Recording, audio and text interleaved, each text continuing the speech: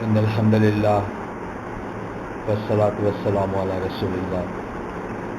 আমরা কালকে শাহাদাত শর্ত নিয়ে আলোচনা করতেছিলাম। শাহাদাত শর্ত প্রথম শর্তটা শুধু আমরা আলোচনা করছি, বাকিগুলো আজকে করবো। মানে যে কটা তৌফিক দেন ইনশাআল্লাহ। কালকের আমার বক্তব্যে আমি একটা ভুল কথা বলছি। ভুল কথা বলতে স্লিপ অফ টাং। এটা আমি এক পর্যায়ে বলছি মক্কার মুনাফিকেরা, এটা মদিনার মুনাফিক হবে। মক্কায় আসলে মুনাফিক ছিল না। মানুষ যখন নিঃস্ব থাকে, অত্যাচারিত থাকে বা সহায় সম্বলহীন থাকে, তখন তার কাছ থেকে অন্য মানুষরা প্রাপ্তির আশা করে। আর প্রাপ্তির আশা করে না দেখেই একদম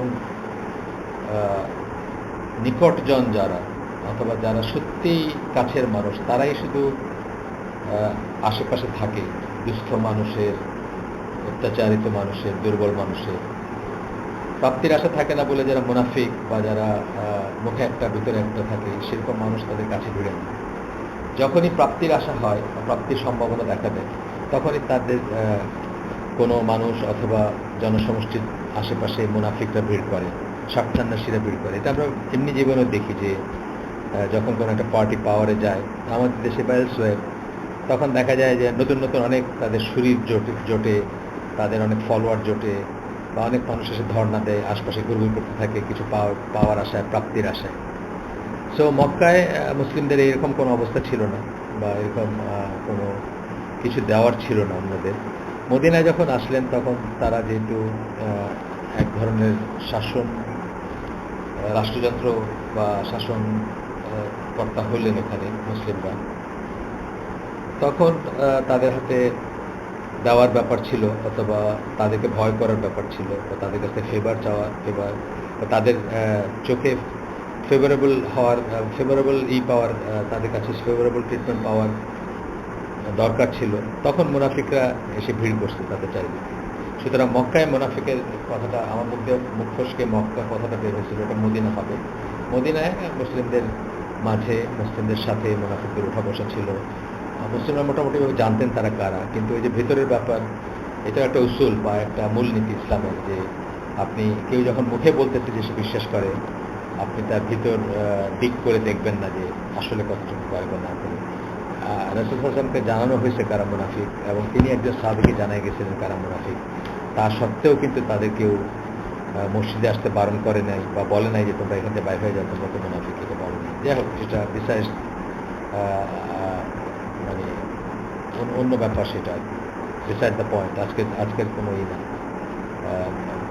ব্যাপার না, সেটা আমরা অন্য সময় আলাপ করবো ইনশাআল্লাহ। এছাড়া আজকে আমরা দ্বিতীয় পয়েন্টটাতে যাব। আর একটা কথা বলে রাখি যে আপনাদের কারো জন্য কিছু কিছু টার্ম নতুন মনে হতে পারে, এটা আপনারা জেনে নেবেন, অথবা আমাকেও জিজ্ঞেস করতে পারেন, বা আপনাদের আশেপাশে যারা আছেন, যারা পড়াশোনা করেন, তাদের জিজ্ঞেস করতে পারেন। এটা এই সময় আমাদেরও গেছে যে আমরা একটা হালাকা বা একটা টার্স অথবা একটা লেকচার শুনতেছি, একটা টার্ম বুঝলাম না, একটা ইসলামী শব্দই বুঝলাম না, খুব কমন শব্দ, অনেক সময় বোঝেন না, বুঝে পুরোটা লেকচার শেষ হওয়ার পরে হয়তো বলতেছে যে আচ্ছা এটা কি বললেন। তখন দেখা গেল যে তার সমস্ত এতক্ষণ সময় ধরে তার ওরিয়েন্টেশনটাই ঠিক হয় নাই আর কি, যেভাবে সে ভাবতেছে, যেভাবে যে জিনিসগুলো চিন্তা করতেছে, সেটা ঠিক হয় নাই। তো আমরা চেষ্টা করবো টাইম টু টাইম নতুন শব্দ আসলে সেটাই করে দিতে। এই শব্দগুলো সবাই জানার কথা যারা এই শুনতেছেন। তবুও কালকে বা আগেও আমি বেশ কয়েকবার একটা শব্দ উচ্চারণ করছি, ইলা। এটা নিশ্চয়ই সবাই জানেন। ডেইটি বলতে যেটা বোঝাই আমরা, যার ইবাদত করা হয়, মাহবুব, বা এই ধরনের সেন্সটা আসে। আজকে আমরা দ্বিতীয় শর্তটা পড়ি শাহাদাত। দ্বিতীয় শর্ত হচ্ছে যে শাহাদার বিষয়বস্তু, অর্থাৎ এই যে লা ইলাহা ইল্লাল্লাহ, এটা আমরা সাক্ষ্য দিচ্ছি বা দেই, এটার বিষয়বস্তু সম্বন্ধে অ্যাবসলিউটলি শিওর হইতে হবে। যদি এটা আপনি যদি কোনো রিওয়ার্ড চান, বা এটার বিনিময়ে আপনি জান্নাত চান, ওই পর্যায়ের বিশ্বাস আপনার থাকতে হবে, এবং অ্যাবসলিউটলি শিওর হইতে হবে। এ ব্যাপারে কোনো সন্দেহ থাকবে না আপনার ভিতরে।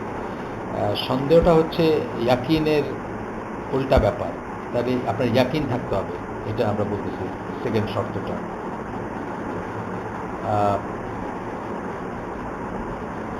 আর ইসলামে যেসব ব্যাপার নিশ্চিত অথবা বিশ্বাসের ব্যাপার, যেগুলো আমরা আগেই বলছি যে আকিদা বলতে আমরা কি বোঝাই, সেট অফ বিলিফস যেটাকে বলে। আমরা ইনশাল্লাহ আকিদা নিয়ে বা সেট অফ বিলিফস নিয়ে পরে পর্যায়ক্রমিকভাবে অন্য কথা বলবো বা অন্য আলোচনা করব। কিন্তু তারপরেও যেসব ব্যাপার আকিদা পয়েন্ট বা বিশ্বাসের সেট অফ বিলিফসের ভিতরে যা পড়ে সেগুলো নিয়ে কোনো রকমের সন্দেহ পোষণ করার নামই হচ্ছে কুফর। কুফর কথাটা হচ্ছে যে যা ইসলাম থেকে আপনাকে বের করে দিবে, অথবা যা যা করলে আপনি আর মুসলিম থাকবেন না। সাধারণভাবে কুফর বলতে এটাই বোঝানো হয়। এটা কেউ যদি অজ্ঞতাবশত হয়তো অনেক সময় কোনো একটা ব্যাপারে সে না জানতে পারে, বা সে না জানতে পারে যে এই জিনিসটা কোরআন এবং সুন্নাহর জিনিস, বা এই জিনিসটা কোরআন এবং সুন্নাহয় আছে। যেমন ধরেন, আমি একটা উদাহরণ দিচ্ছি যে আমাদের দেশে অনেক মানুষ তাবিজ পড়ে। এখন সে জানে না যে তাবিজ পড়াটা শিরক, বা তাবিজ পড়াটা কুফর, বা দুইটাই হতে পারে, বা এটা ঈমান বিনষ্টকারী বিষয়, অথবা এটাতে বিশ্বাস করলে কারো ঈমান চলে যাবে। এই জিনিসটি সে জানে। এটা হচ্ছে অজ্ঞতাবশত কোনো একটা বিষয়ে তার তার সে নিশ্চিত না, সে জানে না যে এটা কোরআন সুন্নাহর বিষয়। এটা হচ্ছে ব্যতিক্রম। কিন্তু যদি কেউ জানে যে কোরআনে বা সুন্নাহয় বলা হয়েছে বা একটা জিনিস নিষেধ করা হয়েছে, তথাপি যদি সে অথবা একটা জিনিস নিশ্চিত করা হয়েছে, যে আখেরাতের কথাই বলি, জান্নাত জাহান্নাম, আখেরাত, কবরের আযাব, এরকম যে জিনিসগুলো কোরআন এবং সুন্নাহয় আসছে, এগুলো যদি সে জানে যে এগুলো কোরআন এবং সুন্নাহয় আছে, এবং তথাপি যদি সে সন্দেহ পোষণ করে, তবে সে আর মানে ইসলাম থেকে বের হয়ে যাবে, বা সে কুফর করবে। তখন কুফর কথাটা তো আমরা অনেকে রাফলি জানি, যেটা একটু আগে বলতেছিলাম যে আমরা কিছু টার্ম বা কিছু শব্দ, কিছু প্রতিশব্দ, অথবা কিছু শব্দ বা কিছু পরিভাষা অনেক সময় আমাদের করার দরকার আছে, মানে পরিষ্কার করে নেওয়ার দরকার আছে, বিশেষ করে যারা নতুন শুনতেছে। কুফর যেমন আরবি ভাষার একটা রীতি বলতে পারেন আপনি, যে অথবা একটা খুব মজার ব্যাপার হচ্ছে যে অনেক শব্দ বা বহু শব্দের পেছনে একটা গল্প থাকে। দেখা যাবে যে আমি যেভাবে শব্দটা জানি, যে সেন্সে জানি বা যে অর্থে জানি, আসল অর্থটা এটা ছিল না, আসল অর্থটা অন্য কিছু ছিল। কিন্তু যেমন আমরা আকিদা আগেই বললাম, আকিদা শব্দটা কোথা থেকে আসছে আমরা একদম বলতেছিলাম, আক থেকে আসছে, উদ্দাতুন থেকে আসছে। আক মানে হচ্ছে গাঁটছড়া বাঁধা। বিয়ের সময় যে একজন ছেলের সাথে একজন মেয়ের যে বিয়ে হয়, সেটার মেইন জিনিসটাকে আমরা আক বলি। তো সেখান থেকে আসা আসল জিনিসটা, অথচ সেটা বদ্ধমূল ধারণা বা বিশ্বাস শেষ পর্যন্ত আমরা দেখতেছি যে আকিদার মানে হচ্ছে বদ্ধমূল ধারণা বা বিশ্বাস, যেটা সেটা। একইভাবে কুফর শব্দটা আসছে কাফারার থেকে। কাফারা হচ্ছে একজন কৃষক যখন বীজ বপন করে, তখন বীজটা মাটিতে পুঁতে ওই বীজটাকে মাটি দিয়ে ঢেকে দেয়, অর্থাৎ সে ওই বীজটাকে লুকায়। এইটা হচ্ছে কাফারা শব্দটার শব্দগত অর্থ বা দৃষ্টানীগত অর্থ। এখান থেকেই কাফারা যখন ইসলামী পরিভাষা ব্যবহার হয়, তখন এটার মিনিং দাঁড়ায় যে সে সত্য গোপন করছে, সে অবিশ্বাস করছে, সে আল্লাহ অবিশ্বাস করছে, পৃথিবীর সবচেয়ে বড় সত্যকে সে লুকাইছে অথবা অস্বীকার করছে। এই সেন্সটা আসে কাফারার থেকে। এবং যে কাফারার যা করলে কাফারা হয় সেটাকে কুফর বলা হয়, এবং যে করে তাকে কাফির বলা হয়। সো এইভাবে একটা এসির থেকে আসে শব্দটা। কুফর যখন আমরা বলবো, স্বাভাবিকভাবে আমরা বুঝবো যে কুফর বলতে আমরা বোঝাচ্ছি যা করলে কেউ ইসলাম থেকে বের হয়ে যায়, বা ইসলামে আর মুসলিম থাকে না, বা ইসলামের বা ইমানের অপোজিট জিনিসটা কুফর। কিন্তু এখানে একটু কথা আছে, কুফর কিন্তু আবার দুই ধরনের হয়, এটা আমরা মনে রাখবো। এবং যখন আমরা প্রথম কথা হচ্ছে যে আমরা কোনো মানুষকে কাফের বলবো না, আমাদের সেটা ডিউটি না, আমাদের সেটা কাজ না। আমরা কাউকে কাফের ব্র্যান্ড করবো না, বা কাউকে কাফের ডাকবো না, কাউকে কাফের প্রতীয়মান করবো না, বা তার উপর লেবেল লাগাবো না যে সে কাফের। এটা আমাদের কাজ না, প্রথম কথা সেটা। আর দ্বিতীয়ত হচ্ছে যে কুফরের ভিতরে আবার দুই ধরনের কুফর আছে, বড় কুফর এবং ছোট কুফর। বড় কুফর হইল কুফর আকবার বলি আমরা। বড় কুফর যেটা, সেটা করলে জ্ঞানত যদি কেউ করে সে ইসলাম থেকে বের হয়ে যাবে, বা করলে বুঝে যদি করে। আর ছোট কুফর যেটা হচ্ছে, সেটা হচ্ছে যে ইসলাম থেকে বের হবে না, বাট এটা অনেক বড় একটা অপরাধ বা বড় একটা পাপ। একটা উদাহরণ দিচ্ছি আমি, যেমন একজন মুসলিমকে হত্যা করা, এটা কিন্তু ছোট কুফর। হাদিসে আসছে, আমরা পরে আলোচনা করবো এটা নিয়ে, আর অনেক সময় আছে বা অনেক আছে, মানে পরিসর আছে এটা আলোচনা করার। আরেকটা হচ্ছে যে আপনার কারো লিনিয়েজ নিয়ে গালিগালাজ করা, অনেকে বলে ছোট লোকের বাচ্চা, তো এর এর বংশ ছোট লোকের বংশ। একজন মুসলিম আরেকজন মুসলিমকে কিছুতে এটা বলবে না, এগুলো হচ্ছে ছোট কুফর। এগুলো করলে কেউ কাফির হয়ে যায় না সত্যি, কিন্তু সে খুব গর্হিত একটা পাপ করে, এবং কবিরা গুনার উপরে ছোট কুফরটা হচ্ছে কবিরা গুনার চেয়ে গর্হিতই।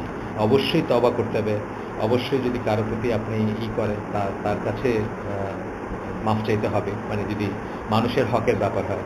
যেমন হত্যা করা যেটা বললাম, এটা কি, এটার এক্সপায়ারেশন কি, এটার থেকে মুক্তি পাওয়ার উপায় কি, যে এত বড় পাপ, সেটা হচ্ছে যে এটা মানে তওবা তো করবেনই, আর যাকে হত্যা করছেন বা কেউ করছে তার ফ্যামিলির কাছ থেকে তাকে দাবি ছুটায় নিতে হবে। সেটা তারা যদি টাকা পয়সার বিনিময়ে সেটেল করে তাহলে ফাইন, আর না হলে প্রাণের বদলে প্রাণ, অর্থাৎ তার ইসলামী সমাজে তার মৃত্যুদণ্ড হবে।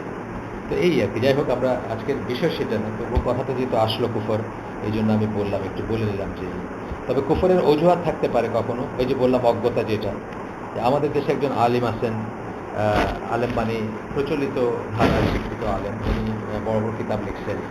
তো ওনার কিতাবে একদম স্পষ্ট শিরকের কথা আছে, একদম স্পষ্ট শিরকের কথা। উনি হজে গেছেন এবং রাসূল সাল্লাল্লাহু আলাইহি ওয়াসাল্লামের কাছে উনি চাচ্ছেন, দোয়া করতেছেন, প্রার্থনা করতেছেন রাসূল সাল্লাল্লাহু আলাইহি ওয়াসাল্লামের কাছে যে তাকে যেন উনি ত্রাণ করেন, বা তাকে যেন বাঁচান, তাকে যেন রক্ষা করেন, এরকম। তাছাড়া তার কোনো গতি নাই। রাসূল সাল্লাল্লাহু আলাইহি ওয়াসাল্লামের কাছে চাচ্ছেন, হজে গিয়ে তার কবরের কাছে গিয়ে চাচ্ছেন, এবং সেই কথা তিনি বইতে লিখে গেছেন। এখন এই জিনিসটা যেমন এটা শিরক এবং কুফর বা দুইটাই, মানে এটা ইসলাম থেকে বের হয়ে যাওয়ার কথা বা মুশরিক হিসাবে হওয়ার কথা। এইভাবে যদি কেউ কারো ধ্যান ধারণা থাকে যে আল্লাহ রাসূল সাল্লাল্লাহু আলাইহি ওয়াসাল্লামের কাছে চাওয়া যায়, মৃত আল্লাহ রাসূল সাল্লাল্লাহু আলাইহি ওয়াসাল্লামের কাছে, এবং উনি দিতে পারেন কিছু, এই ধারণাগুলা খুব খুব গর্হিত পাপ ইসলামে, এবং ইসলাম থেকে বের হয়ে যাওয়ার মতো পাপ। বাট আমরা যখন একটা আপনার একটা হালাকায় বা একটা দিনের মজলিসে আমরা যখন একজন বড় আলেমকে, আমাদের একজন আলেমকে যখন জিজ্ঞেস করছি, আহলে সুন্নাত জামার যিনি ফলোয়ার, যিনি বা আহলে সুন্নাত জামার আকীদা মানহাজ যার আছে, তাকে যখন জিজ্ঞেস করছি যে এই লোক কি মুসলিম আছে, আর এই কি আমরা মুসলিম জ্ঞান করবো, তখন উনি বলছেন হ্যাঁ, মুসলিম জ্ঞান করবো যতক্ষণ পর্যন্ত তার উপরে হুজ্জত কায়েম করা হয় না, অর্থাৎ তাকে ডেকে বসায় দলিলগুলা বুঝায় যে কোরআন সুন্নাহর দলিল অনুযায়ী এই কথাটা বিশ্বাস করা যাবে না, এই কথাটা মনে করা যাবে না, এই কথাটা বড় কুফর বা বড় শেদ, এই ধরনের কনভিন্স তাকে করার চেষ্টা করার পরেও যদি ইনসিস্টিংলি সেই ভদ্রলোক বলতেন যে না, আমি যেটা বলছি ওইটা ঠিক আছে, তখন তিনি ওই পর্যায়ের একটা গর্হিত করবেন, যেটা ইসলাম থেকে উনি বের হয়ে যাবেন বা তাকে মুসলিম জ্ঞান করা যাবে না। যাই হোক, এগুলো আমাদের কাজ না, বা আমাদের তেমন একটা কনসার্ন না। আমরা পরে আরও আলোচনা করবো সব নিয়ে। আমরা সেকেন্ড পয়েন্টটা আবার ফিরে আসি, যে সন্দেহ থাকবে না কোনো। তো একবার ঈমান আনার পরে, একবার শাহাদা উচ্চারণ করার পরে, অথবা একবার মানে মুসলিম হওয়ার পরে আর সন্দেহ থাকবে না। এই জন্য আমরা বলি সবসময় যে মনের প্রশ্নগুলা আমরা যেন আগেই আনসার পাওয়ার চেষ্টা করি, তারপরে যেন আমরা আর কোনো সন্দেহে মানে দোদুল্যমান না হই আর কি। মানে একসময় এটা মানে আসলে ঈমানের ভিতরেই পড়ে না। যদি সকালে মনে করে যে এটা সে নিশ্চিত আল্লাহ আছে, বিকালে মনে করে যে আল্লাহ নেই, কথার কথা আমি বলছি, মানে এই ধরনের একজন মুসলিম, তাকে মুসলিম বলা যাবে না, সে মুসলিম না আসলে। সুতরাং তাকে নিশ্চিত হইতে হবে, ইয়াকিন যেটা বললাম, এবং শাহাদার বিষয়বস্তু, অর্থাৎ আশহাদু আল্লা ইলাহা ইল্লাল্লাহ, আল্লাহ ছাড়া ইবাদতের যোগ্য কোনো সত্যিকার ইলাহ নাই। অফকোর্স আল্লাহর অস্তিত্বে তো বিশ্বাস করতেই হবে, এবং কোনো রকম সন্দেহ থাকবে না তার ভিতরে। এখানে একটা আয়াত কোট করছেন ওনারা, যারা এই রচনাটা লিখছেন, তারা বলতেছেন যে তারাই মুমিন যারা আল্লাহ ও রাসূলের প্রতি ঈমান আনে, পরে সন্দেহ পোষণ করে না, এবং জীবন ও সম্পদ দ্বারা আল্লাহর পথে জিহাদ করে, তারাই সত্যনিষ্ঠ। সূরা হুজুরাত 15 নম্বর আয়াত, আপনারা দেখে নিন, তাফসীর সহ দেখতে পারেন। এরপরে একটা আপনাদের কালকে বলতেছিলাম যে একটা হাদিস আছে, যে হাদিসটা মানে কতগুলো হাদিস, তাই একটা না, এই বিষয়ের উপর। কোন বিষয়ের উপর? লা ইলাহা ইল্লাল্লাহ, এটা জেনে যে মারা যাবে তার জন্য জান্নাত, বা তার জন্য নাজাত, বা তার জন্য তার যে সালভেশন যেটা আমরা বলি, এটা সম্বন্ধে অনেক হাদিস আমি বললাম যে আছে, কিন্তু একটু ডিফারেন্ট শব্দে আছে। কালকে এই কথাটা আমি উল্লেখ করছি। আজকে যে হাদিসটা পড়বো এই প্রসঙ্গে, এই ইয়াকিন এর প্রসঙ্গে, সেটা হচ্ছে এমন কেউ নেই। এটা মুসলিমের হাদিস, কিন্তু কালকেরটা আমরা মুসলিমের হাদিস পড়ছিলাম, সহিহ মুসলিমের হাদিস, আজকেরটা সহিহ মুসলিমের হাদিস। বলতেছে যে এমন কেউ নেই যে আল্লাহ ছাড়া ইবাদতের যোগ্য এমন কেউ নেই যে মানে যে মনে করবে এরকম আর কি, এই কথা বোঝাইতে গিয়ে বলছেন এমন কেউ নেই যে আল্লাহ ছাড়া ইবাদতের যোগ্য, আল্লাহ ছাড়া কেউ ইবাদতের যোগ্য নয় এবং আমি আল্লাহ রাসূল, এটা রাসূল সাল্লাল্লাহু আলাইহি ওয়াসাল্লাম বলতেছেন। এই ঘোষণার সমেত আল্লাহর সামনে উপস্থিত হবে এবং এই ঘোষণা সম্বন্ধে তার কোনো সন্দেহ থাকবে না, অথচ সে জান্নাতে যাবে না। আরো সহজ করে বললে, সন্দেহ ছাড়া আল্লাহ ছাড়া ইবাদতের যোগ্য কোনো ইলাহ নাই এবং রাসূল সাল্লাল্লাহু আলাইহি ওয়াসাল্লাম আল্লাহর রাসূল, অর্থাৎ আশহাদু আল্লা ইলাহা ইল্লাল্লাহ ওয়া আশহাদু আন্না মুহাম্মাদান আবদুহু ওয়া রাসূলুহু, যে কথাগুলো বলি, এই ঘোষণা সম্বন্ধে আল্লাহর সামনে উপস্থিত হবে এবং এই ব্যাপারে তার মনে কোনো সন্দেহ থাকবে না, সে নিশ্চয়ই জান্নাতে যাবে। মানে এমন কেউ নেই যে জান্নাতে যাবে না, এরকম যদি কেউ বলতে পারে বা এরকম কি যদি কেউ হয়, এই কথাটা বলা হচ্ছে এখানে। এরপরে যাদের অন্তর সন্দেহযুক্ত তাদের সম্বন্ধে আল্লাহ অন্যত্র বলছেন, তাদেরকে তিরস্কার করছেন। সূরা তাওবা 45 নম্বর আয়াত আল্লাহ বলতেছেন, শুধু তারাই আপনার কাছে জিহাদে যাওয়ার ব্যাপারে অব্যাহতি চায় যারা আল্লাহ এবং শেষ বিচারের দিনে বিশ্বাস করে না এবং যারা অন্তরে সন্দেহ অনুভব করে, আর তাই সেই সন্দেহের বশবর্তী হয়ে তারা দোদুল্যমান বা দ্বিধাগ্রস্ত হয়। সূরা তাওবা 45 নম্বর আয়াত। তার মানে তারাই অব্যাহতি চায়, অর্থাৎ এখানে তো ওই পার্টিকুলার সময় একটা জিহাদের ঘটনা বা একটা জিহাদে যাওয়ার ড্রাফট যেটাকে আমরা বলি, নাম লেখানোর ব্যাপার, সেখান থেকে আসছে এটা। কিন্তু এমনিতেও দেখবেন যে কোনো একটা যে কাজটা ফরজ, ওয়াজিব বা নিয়ার ওয়াজিব বা অবশ্য করণীয় বা আল্লাহ রাসূলের একটা আহ্বান বা আল্লাহ রাসূলের একটা আদেশ বা একটা নিষেধ, এগুলো থেকে অব্যাহতি স্বাভাবিকভাবে আমাদের চাওয়ার কথা না, বিশেষ করে যদি ফরজ ওয়াজিব পর্যায়ে হয়। কিন্তু এগুলোকে পাশ কাটায় যায় যারা, তারাই যায় যারা সন্দেহ পোষণ করে, অর্থাৎ যাদের ভিতরে সন্দেহ থাকে, আখেরাত আছে কি নাই, জান্নাত জাহান্নাম আছে কি নাই, আল্লাহ আছেন কি নাই, থাকতেও পারে নাও থাকতে পারে। যেই জন্য আমরা কিন্তু এই আলোচনাগুলোর সিরিজটা শুরু করছি কি দিয়ে, আল্লাহ কি সত্যি আছেন, এটাকে সবচেয়ে ইম্পর্টেন্ট পয়েন্ট, যেন আমরা পরবর্তীতে দোদুল্যমান না হয়, আমাদের যেন সন্দেহ না থাকে। তো যাই হোক, এরপরে যে কথাগুলো বলছেন এখানে, এগুলো আমরা আগে আলোচনা করে ফেলছি, যে শাহাওয়াত, শুবহাত, অন্তরের রোগ, দুই রকমের রোগ আমরা বলছি। তার ভিতরে আমরা বলছি যে সন্দেহ এমন একটা জিনিস যেটা মানুষকে করে খায়, মানুষের ঈমান ধ্বংস হয়ে যায়। সুতরাং কোনো জিনিসের সামান্যতম যদি সংশয় দেখা দেয়, আমাদের উচিত সেটা জ্ঞানের ভিত্তিতে একেবারে পরিষ্কার করে নেওয়া, যে জানে তার কাছে যাওয়া। অনেক সময় আমাদের জ্ঞানটা কম থাকে। আমার নিজের ওরকম হয়েছে যে আমি একটা জিনিসটা খুব স্টার্টলড হয়ে গেছি বা খুব বিচলিত হয়ে গেছি, তারপরে আমি একজন আলেমের কাছে ছুটে গেছি, উনি যখন আমাকে বোঝায় বলছেন, অনেক আগে কথা বলতেছি আমি, তখন আমি বুঝছি যে ও আচ্ছা এটা এরকম, এটা হইতে পারে। মানে এটা ঠিক সন্দেহ না, মানে অনেক সময় আপনি জবাব জানেন না, এটা আরেকটা জিনিস।